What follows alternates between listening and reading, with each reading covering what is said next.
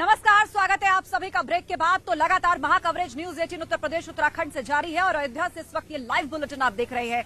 आज जिस रीजन में वोटिंग होनी है उसको यादव लैंड और बुंदेलखंड कहा जाता है। यहां की कुल मिलाकर 59 सीटों पर 6 घंटे की वोटिंग पूरी हो चुकी है, लेकिन तीसरे दौर के लिए वोट तो पड़ ही रहे हैं, तो चौथे दौर के लिए धुआंधार प्रचार भी चल रहा है। सियासी दिग्गज एक दूसरे पर मुद्दों को लेकर वार पलटवार कर रहे हैं। केंद्रीय मंत्री अनुराग ठाकुर ने आतंकवाद को लेकर समाजवादी पार्टी पर बड़ा वार किया और सपा पर आरोप लगाया कि वो आतंकवाद को संरक्षण देने वाली पार्टी है। तो दूसरी तरफ अखिलेश यादव ने भी इस पर पलटवार किया। क्या कहा दोनों दिग्गजों ने, आपको दिखाते हैं।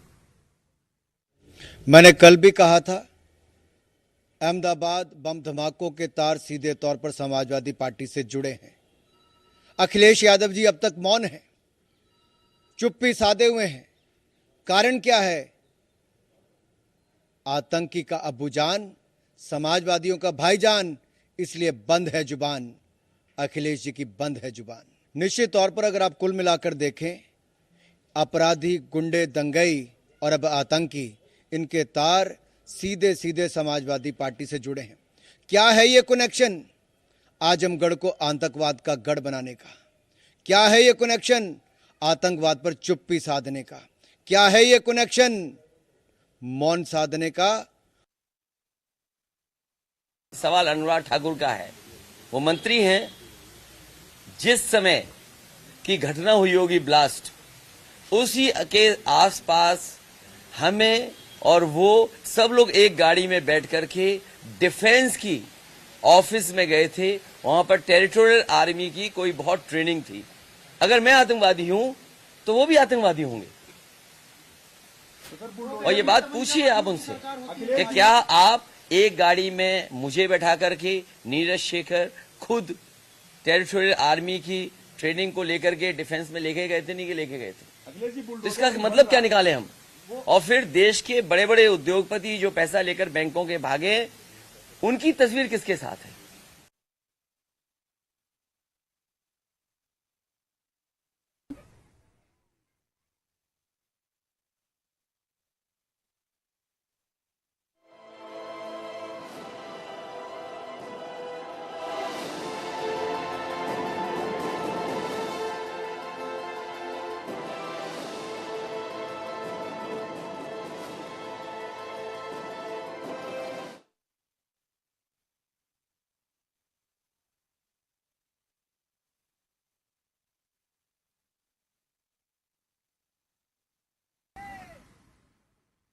तो चौथे चरण के प्रचार के दौरान किस तरह के बड़े मुद्दे जो हैं वो छाए हुए हैं और कैसे सियासी दिग्गज एक दूसरे पर आतंकवाद को लेकर वार पलटवार कर रहे हैं, इसकी बानगी हमने आपको दिखाई। लेकिन इस बीच आज तीसरे चरण के लिए वोटिंग चल रही है। अलग अलग जगहों से हमारे संवाददाता हमारे साथ जुड़ रहे हैं, उनसे हम चर्चा कर रहे हैं और आपको दिखा रहे हैं कि क्या खास है, कौन से मुद्दे लोगों के जहन में है जब वो वोट डालने के लिए जा रहे हैं और किस पोलिंग बूथ से कितनी खूबसूरत और दिलचस्प तस्वीर हमें मिल रही है।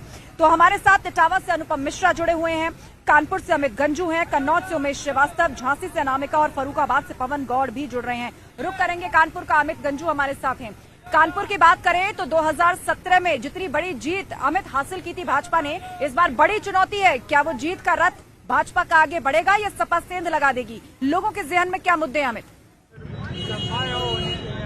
देखिए, मैं आपको बताना चाहूंगा 2017 में जब लहर थी तब 2 सीटें सिर्फ समाजवादी पार्टी के पल्ले में आई, जिसमें सीसामऊ और आर नगर। अगर हम सीसामऊ की बात करें तो सीसामऊ विधानसभा क्षेत्र में जो पिछले 25 साल से जिन्होंने किला रोक के रखा है, वो हमारे साथ इरफान सोलंकी। इरफान जी, कितना टफ है इस बार, आप समझ रहे हैं चुनाव?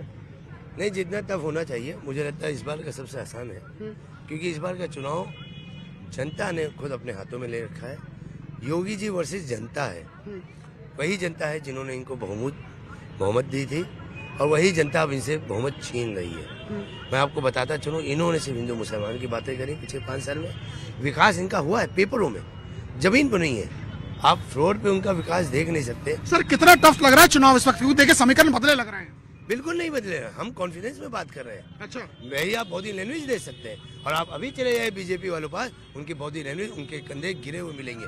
मुझे यकीन है मेरी जनता पे, जो 25 साल से किला हमारे पास है। आपका सहयोगी जो आपके साथ था, उसने कांग्रेस का प्रत्याशी बन गया, उससे कितना नुकसान है? वो अवसरवादी थे, जनता सब जानती है। अवसरवादियों का चेहरा जनता जानती है, मतलबियों का चेहरा जानती है। और जिनके कंधे उठे होते हैं वही किला फतेह करते हैं। और हम लोग अल्हम्दुलिल्लाह हिंदू मुसलमान को जी हाँ, साथ लेके बिल्कुल। तो चलेंगे। सबके अपने अपने दावे हैं, हर कोई अपनी जीत को लेकर दम भर रहा है और कह रहा है कि हमारी ही सरकार बनने जा रही है, लेकिन असल चाबी जो है वो जनता के हाथ में है। आप सभी हमारे साथ जुड़े रहिए, अपडेट्स के लिए आपके पास हम आते रहेंगे और जानते रहेंगे कि पोलिंग बूथ पर कितना रुझान है, कितने % वोटिंग हुई है, उसका ताजा आंकड़ा भी हम लेकर आएंगे। लेकिन फिलहाल एक छोटे से ब्रेक के लिए हमें रुकना होगा, फौरन होंगे हाजिर। महा कवरेज लगातार जारी है, आप देखते रहिए न्यूज़ 18 उत्तर प्रदेश उत्तराखंड।